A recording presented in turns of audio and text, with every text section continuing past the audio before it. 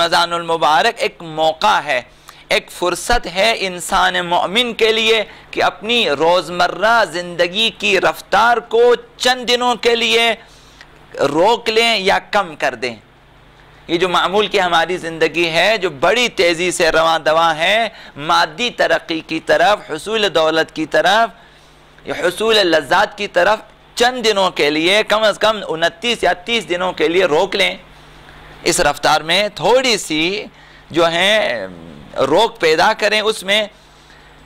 اور پھر اپنے ماضی پہ ایک دفعہ نظر ڈالیں، یعنی چند دنوں کے لیے رک جائیں، شب و روز میں ماہ رمضان مبارک کے اپنے ماضی کی طرف ایک دفعہ نظر ثانی کریں اور غور کریں کہ کیا میں نے اپنی زندگی کا سفر ٹھیک شروع کیا ہے؟ یہ جو میں بڑی تیزی سے جا رہا ہوں دنیاوی زندگی میں، کیا میں ٹھیک سے سفر کر رہا ہوں؟ زندگی کا سفر میرا کیا اطاعت کی لذت سے لبریز زندگی ہے؟ یعنی میں اطاعت میں گزار رہا ہوں اپنی زندگی، میری زندگی میں اطاعت کی لذت ہے، یا صرف جو ہے خوردنوش اور جو ہے شہوت و شکم کی لذت ہے؟ اطاعت فرمان خداوند متعال کی لذت، اطاعت اہل بیت کی لذت، خدمت امام زمان کی لذت، ان سے بھرپور زندگی ہے یا شہوت و شکم سے جو ہے متاثر زندگی ہے؟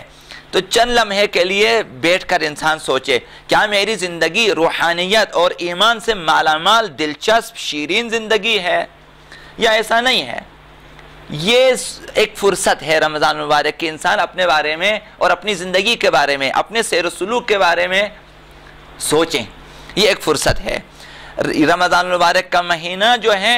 ہمیں ایک پاکیزہ ماحول میسر آ جاتا ہے، خداوند متعال کی خاص عنایت ہوتی ہے اس مہینے میں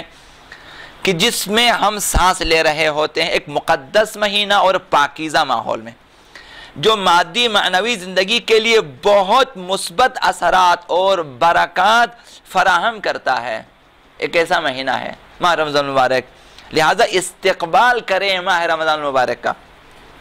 اس ماہ میں ہمیں سحر کے نورانی لمحات اور افطار کے لطیف و دلربا اوقات فراہم ہو جاتے ہیں۔ شاید بہت سارے افراد نہ جانیں کہ جو سحر خیزی ہے روزہ داروں کے لیے سحر کے اوقات میں اٹھنا، یہ کس قدر معنویت رکھتا ہے، اور افطار کا جو وقت ہے وہ کس قدر پرلطف اوقات ہیں، الطاف الہیہ وہاں جو ہے نازل ہوتے ہیں، یہ فراہم ہے رمضان مبارک میں، جبکہ دوسرے دنوں میں ایسے اوقات فراہم نہیں ہے۔ اس ماہ میں ہمیں شبہائے قدر جیسی بے بدیل معنوی جو ہے راتوں میں عبادتوں اور ریاضتوں کے لیے ایسے مواقع فراہم ہوتے ہیں جس میں ہم 1000 مہینوں کے معنوی سفر کو ایک رات میں طے کر سکتے ہیں۔ ایسا مہینہ ہمارے پاس ہے۔ ماہ رمضان المبارک معمولی مہینہ نہیں ہے کہ ہم چاہتے ہیں 1000 مہینوں کا سفر ایک رات میں طے کریں، تو ایسی 3 راتیں ہمارے لیے رمضان مبارک میں شبہائے قدر کے عنوان سے میسر ہیں۔ کم از کم ان 3 راتوں میں ایک رات حتماً شب قدر ہے، تو ہم جو ہیں معنوی سفر، سیر و سلوک کا جو سفر ہے اسے بڑی تیزی سے طے کر سکتے ہیں اور مدارج مقامات حاصل کر سکتے ہیں۔ اس ماہ میں ناداروں کی مدد اور ان کے ساتھ حسن سلوک کی مشق بھی ہے ماہ رمضان المبارک میں ہمارے لیے، لہذا صرف خورد و نوش تک جو ہیں اور اپنی شبہائے قدر تک محدود نہ رہیں، نکلیں اپنے گھروں سے، نکلیں اپنی جماعت کی صفوں سے، نکلیں مسجدوں سے، چند دنوں کے لیے، چند لمحوں کے لیے تعقیبات چھوڑیں اور نکلیں باہر ناداروں کی خبرگیری کے لیے اور ان کی مدد کے لیے۔ فقراء کی طرف بھی جو ہیں توجہ کریں، اس مہینے میں مشق کریں۔ دوستوں سے کسی غفلت و کوتاہی یا تعصب و جہالت کی بنا پر تجاوز کی ہے، بدعہدی ہوئی ہے، بے وفائی کی ہے، بے رخی کی ہے اپنے دوستوں کے ساتھ،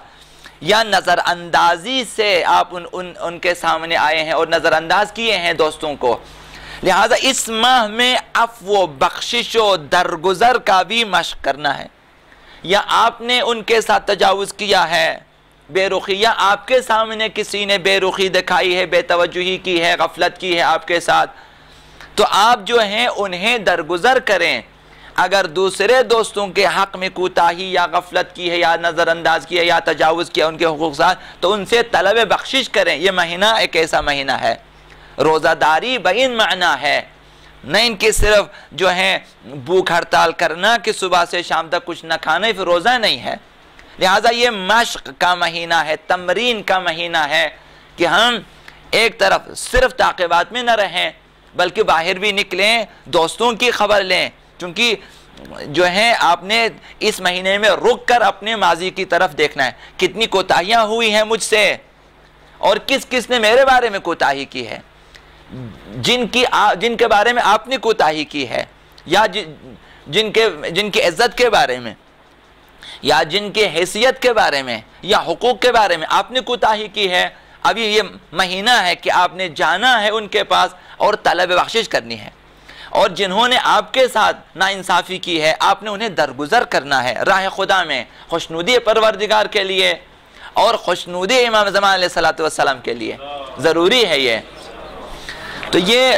مہینہ اس قسم کا مہینہ ہے، تو اس ماہ میں جو ہے عفو و بخشش و درگزر کی لذت سے آشنا ہونے کا مہینہ ہے کہ بخشش میں کیا لذت ہے، درگزر کرنے میں کیا لذت ہے، یہ ہم حاصل کر سکتے ہیں۔ رمضان المبارک ایک سنہرا موقع ہے کہ زندگی کی ایک بڑی تبدیلی اور ایک بڑے انقلاب کے لیے رمضان المبارک ایک فرصت ہے ہم سب کے لیے۔ اخلاقی فضائل سے مزین ہونا اس مہینے میں، برائیوں سے کنارہ کش ہونا، برکات حاصل کرنا، زندگی کے دوسرے ایام میں استفادہ کے لیے اس ماہ میں ان ساری چیزوں کا ذخیرہ کرنا،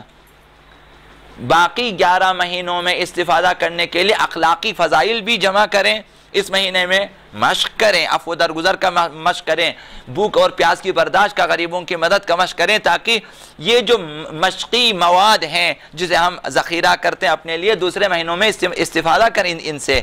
دوسرے مہینوں میں بھی خوش اخلاقی کا مظاہرہ کریں،